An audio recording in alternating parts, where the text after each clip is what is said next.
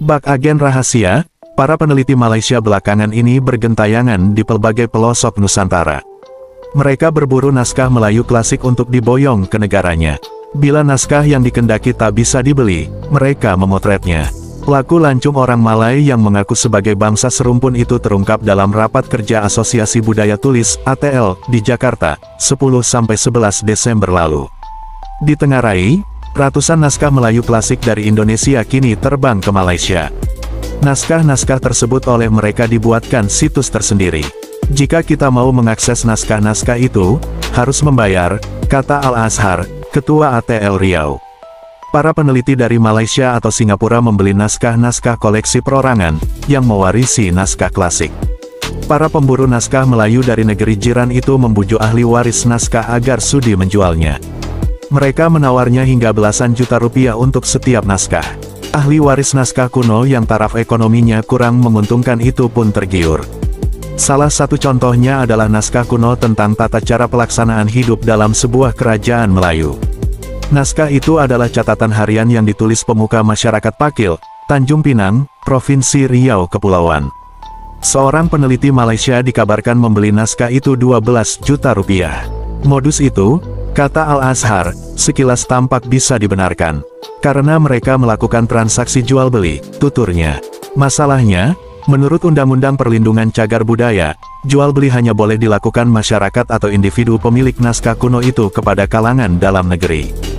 Jadi, jika menjual ke pihak luar, bisa dituntut secara hukum, Al-Azhar menegaskan. Namun faktor ekonomi dan minimnya pengetahuan masyarakat pemilik naskah itu akan nilai historisnya, membuat mereka enteng saja melepas naskah tersebut. Mereka juga tak menyadari bahwa apa yang mereka lakukan itu melanggar hukum, kata Al-Azhar. Modus yang sama terjadi di Sumatera Barat. Dari penelusuran Gatra, terungkap ada 30 lembar naskah yang dijual seharga 150 juta rupiah. Naskah yang diburu biasanya naskah kebudayaan Minangkabau masa lampau, ilmu agama, dan raja atau teks yang dianggap masyarakat punya kekuatan magis. Naskah itu lazim ditulis dengan huruf Arab Melayu, yang sebagian besar tak diketahui siapa penulisnya. Ada beberapa naskah-naskah kuno yang telah dibeli secara ilegal oleh Malaysia, kata Muhammad Yusuf, dosen filologi Fakultas Sastra Universitas Andalas, Padang. Naskah yang dibeli orang Malay itu, antara lain, Undang-Undang Minangkabau. Pemburu naskah dari negeri jiran membelinya dari seseorang di Kelurahan Balai Gurah, Bukit Tinggi, pada tahun 1984. Di Malaysia, naskah itu ditulis ulang dengan aksara Latin oleh Profesor Dr. Umar Yunus, guru besar ilmu sastra Universiti Malaya, yang kebetulan berasal dari Silingkang, Sumatera Barat, dan telah lama menjadi warga negara Malaysia. Kini naskah Undang-Undang Minangkabau itu menjadi koleksi Perpustakaan Nasional Malaysia. Di antara naskah yang diketahui sudah menyeberang ke Malaysia, yang paling berharga, kata Yusuf, adalah naskah tentang iluminasi. Naskah ini berisi berbagai lukisan dan gambar hiasan pinggir buku. Naskah itu berasal dari tahun 1770 atau abad ke-18. Menurut Yusuf, total ada 371 manuskrip Minangkabau yang berada di luar Sumatera Barat. Dari jumlah itu, 261 naskah ada di Belanda, 12 di Inggris, dan 19 di Jerman. Sisanya, 78 naskah, berada di Perpustakaan Nasional, Jakarta. Naskah yang belum tercatat masih banyak dan kini menjadi rebutan Fakultas Sastra Universitas Andalas, dengan para pemburu naskah dari Malaysia. Fakultas Sastra sering kalah bersaing, terutama karena keterbatasan dana, tuturnya. Meski begitu, dia tak mau menyerah. Yusuf mengaku berusaha melakukan pendekatan kepada para pemegang naskah kuno agar tetap memeliharanya. Misalnya, disediakan lemari, kotak, atau alat penyimpan yang lebih baik. Sebagian yang bisa dibeli Fakultas Sastra disimpan di perpustakaan fakultas. Pihak Museum Aditya Warman, Sumatera Barat, pun kini mulai getol memburu naskah tersebut jangan sampai jatuh ke tangan pemburu naskah dari Malaysia. Kami sangat mengharapkan Pemda Sumatera Barat turun mendukung perlindungan naskah ini, ujar Yusuf. Seorang peneliti naskah Melayu klasik dari Buton, Lan Yampe, mengaku pernah menangkap basah seorang peneliti Malaysia yang bersama 7 rekannya memotret naskah-naskah Buton. Peneliti bergelar profesor itu, kata Lan Yampe, akhirnya diusir. Tapi beberapa puluh naskah sempat mereka ambil, katanya. Jika cara itu tak manjur, mereka menempuh cara baik-baik, yaitu memintanya. Cara seperti ini ditempuh Malaysia untuk mendapatkan ratusan hasil penelitian budayawan Riau, Tenas Effendi, atas tradisi lisan dan naskah-naskah Melayu klasik yang dihimpun Tenas selama bertahun-tahun. Diakui Tenas, naskah-naskah itu memang diminta pihak Malaysia untuk dibuatkan situs tersendiri atas namanya. Karena naskah-naskah itu pula, Malaysia memberinya gelar Dr. Honoris Causa. Mereka tak mencuri naskah milik saya, kata Tenas. Cara ini juga ditempuh untuk mendapatkan 200-an naskah pantun Rantau Kopan, yang merupakan tradisi lisan masyarakat sekitar Sungai Rokan, Riau. Al-Azhar, sang pemilik naskah, merekam pantun-pantun itu pada 1990. Pantun-pantun tadi diminta Malaysia untuk situs budaya, 1 juta pantun. Meski perbuatan itu tak bisa dikategorikan mencuri, belakangan Al-Azhar sadar bahwa tindakannya berisiko.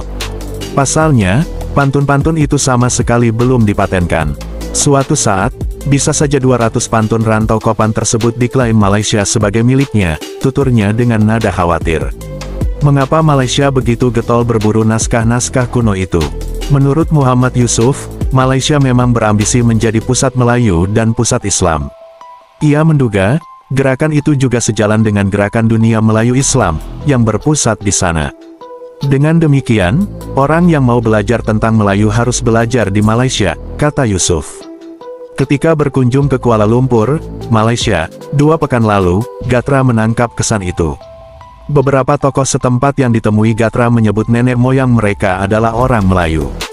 Termasuk orang Melayu yang ada di Indonesia, menurut mereka, berasal dari Malaysia. Uniknya, ketika ditanya tentang prototipe orang Melayu dan asal bahasa Melayu, mereka kesulitan menjelaskannya. Mengingat ambisi menggebu Malaysia yang tanpa malu itu, Al-Azhar meminta pemerintah melakukan penyelamatan warisan budaya bangsa, terutama naskah lisan di Riau dan wilayah Indonesia lainnya. Naskah lisan akan mudah diklaim karena tidak ada catatan yang menyatakan itu hak warisan Riau, katanya. Ancaman itu, menurut dia, sangat nyata.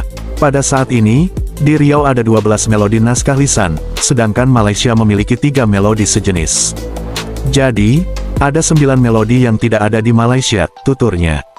Tapi, jika hal ini dibiarkan, bukan tak mungkin suatu saat 12 melodi itu diklaim sebagai milik Malaysia. Sekarang, puluhan naskah Melayu kuno sudah berpindah tangan ke Malaysia.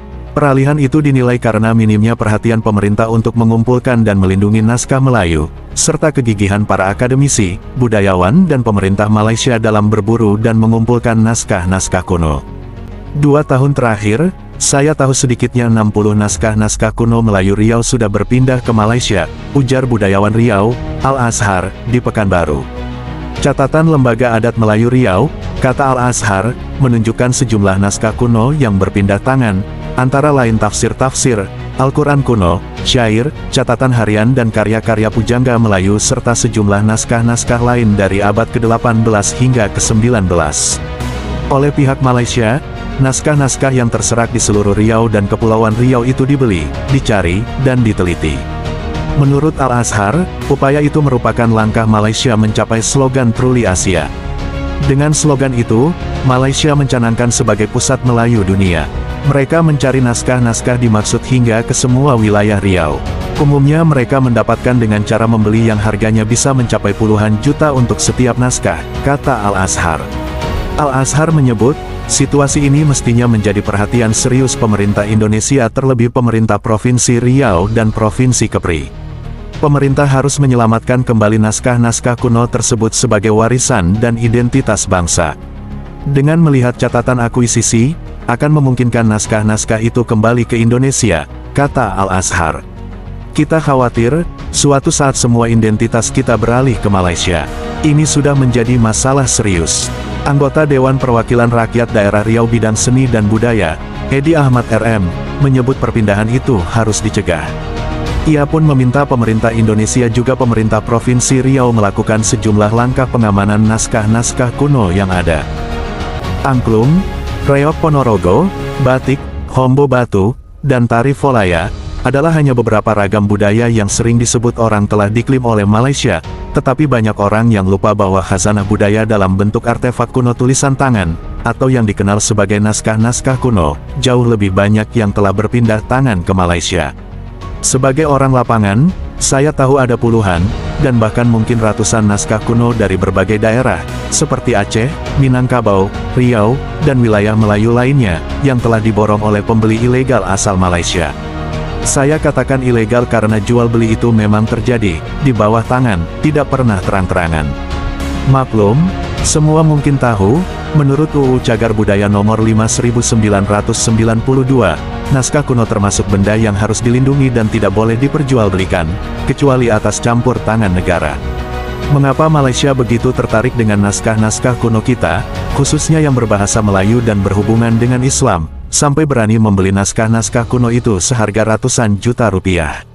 Mungkin karena artefak semacam itu berkaitan dengan identitas kemelayuan dan keislaman. Nama-nama seperti Hamzah Fansuri, Bukhari Al-Jauhari, Nuruddin Ar-Raniri, Syamsuddin As-Sumatrai, Abdurrauf Al-Sinkili, Syekh Yusuf Al-Makassari, Muhammad Arsyad Al-Banjari, Abdussamad Al-Palimbani, Raja Ali Haji, adalah merupakan simbol-simbol kebesaran Melayu Islam masa lalu yang terekam dalam naskah-naskah kuno. Dan, semua nama itu berasal dari wilayah yang kini menjadi bagian dari Indonesia, dan pernah menjadi poros utama peradaban Islam Melayu. Dalam hal ini, Malaysia jelas sangat ingin menjadi pusat bagi peradaban Melayu Islam di wilayah Asia Tenggara. Tentu saja tidak salah. Masalahnya Malaysia memang tidak memiliki khazanah naskah Melayu sekaya kita, sama halnya dengan kenyataan bahwa Malaysia mungkin tidak memiliki tarian seindah tari pendet, sehingga perlu meminjamnya dari Bali untuk mempromosikan wisatanya.